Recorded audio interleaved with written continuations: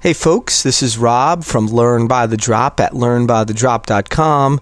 Learn by the Drop is a place to learn Drupal, and this is lesson 5 of the Getting Started with Drupal series. And in this lesson, we're going to focus on creating content. We're going to take a look at publishing options. We're going to create a page or two, and we're also going to start creating some blog posts. So let's get over to our Drupal site. In this case at localhost/Drupal2.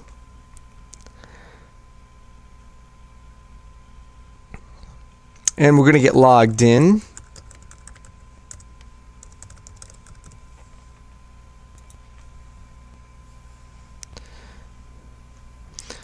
Okay, so you want to move to your administration section. And we're going to take a look at a couple of things first. First of all, under the administration section, there's an area called content management, and this is obviously going to be very important for creating content. First thing I want to take a look at is content types. One of the powerful things about Drupal is that it allows you to have different content types, but the different content types can also be confusing because they can be very similar. The standard content types can be very similar to each other. You can create content types, which is something that we're not going to touch on possibly until later in the Getting Started series. But the three standard content types that you should have out of the box are blog entry, page, and story. And probably the biggest question is, what's the difference between these three content types? Well, a blog entry is always attached to, within the system, always attached to a particular user. So we have enabled the blog module. Because we've done that, every user will have a blog. So blog entries will be basically associated with a particular user. Pages, on the other hand, aren't necessarily associated with a particular user, but they are associated with the site level. So, pages are perfect for creating something, like it says here, an about page, or other individual pages that don't necessarily need to be expanded with additional posts, and that's different from the blog because the blog may be an ongoing list of news items and updates and things like that. So pages are better for generally static content that doesn't need to be updated a lot.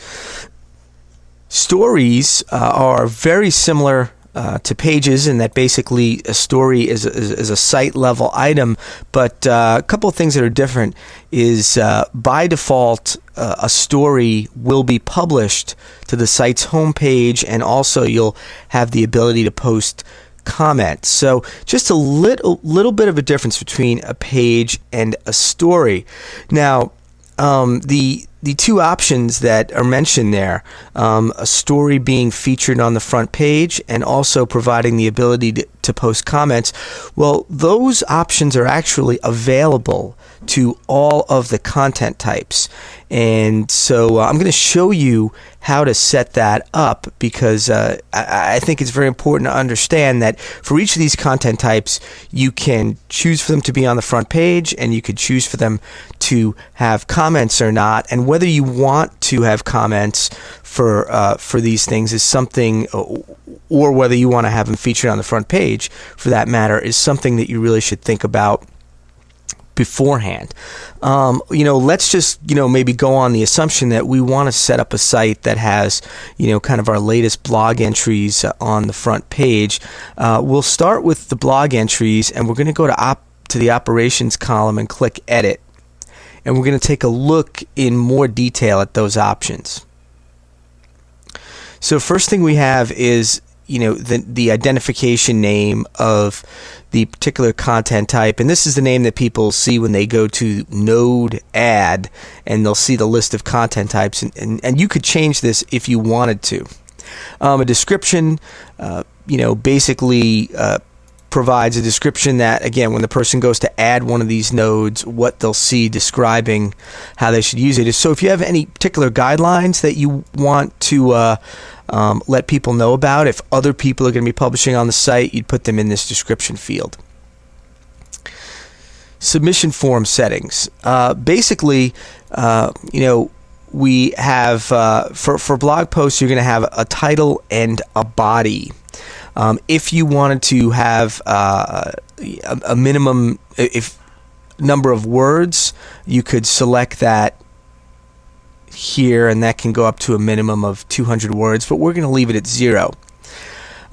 If you want to have guidelines that display at the top of the submission form, you can put that in here, and just for an example, I'll put something in here and save it. This is an example of guidelines for a blog post. So every time someone goes to submit a blog posting, then this will be seen by the user.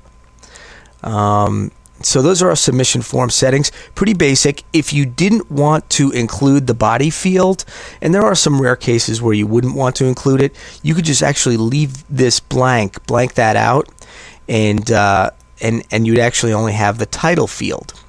This is more helpful when you've created custom content types that don't require a body but have other fields that you've added. Okay, so we're gonna collapse that, and then we're gonna go to workflow settings. Now, these are some of the important settings that I talked about in the previous page.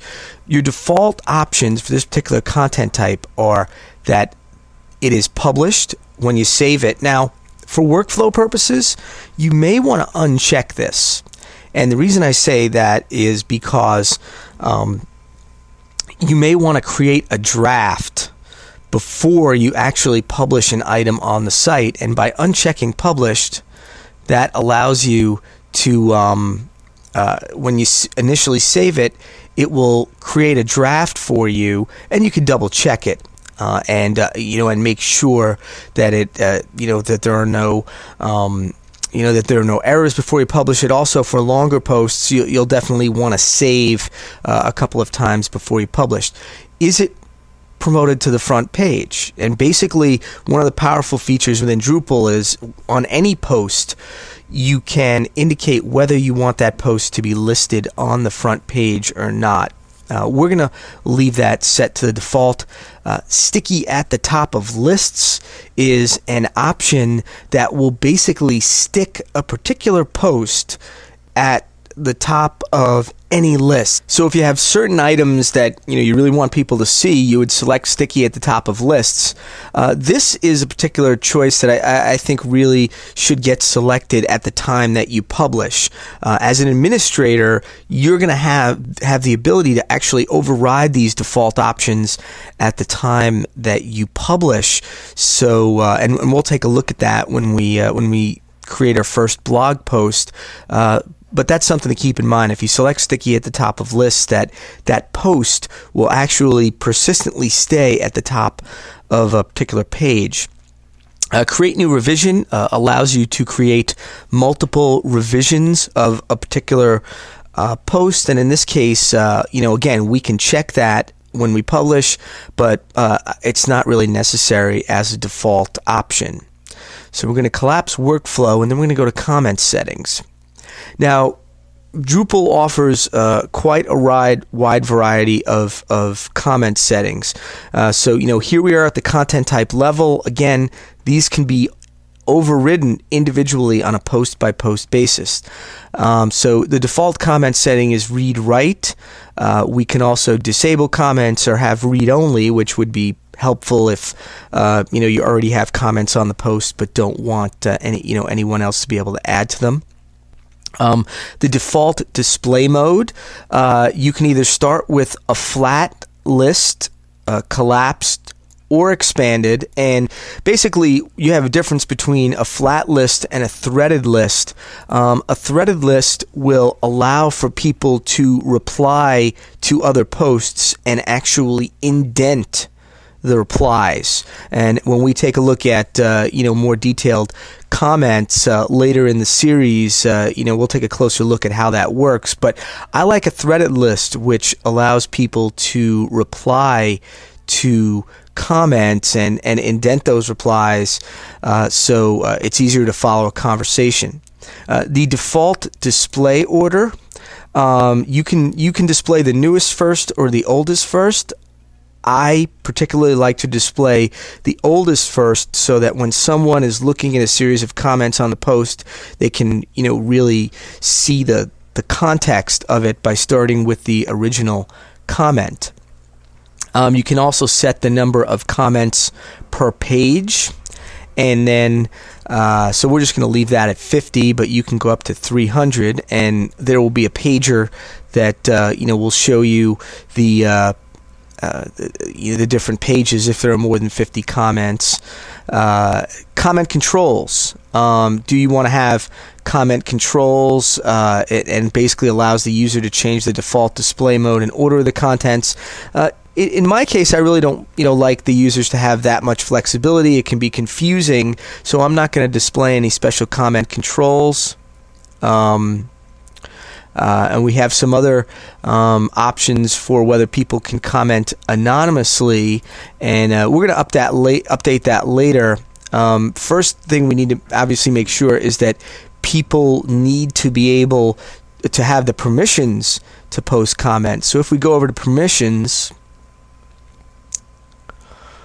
we have permissions for the comment module, and let's say we want anonymous users, just visitors to the site, to be able to see the comments and post the comments. We would select Access Comments, Post Comments.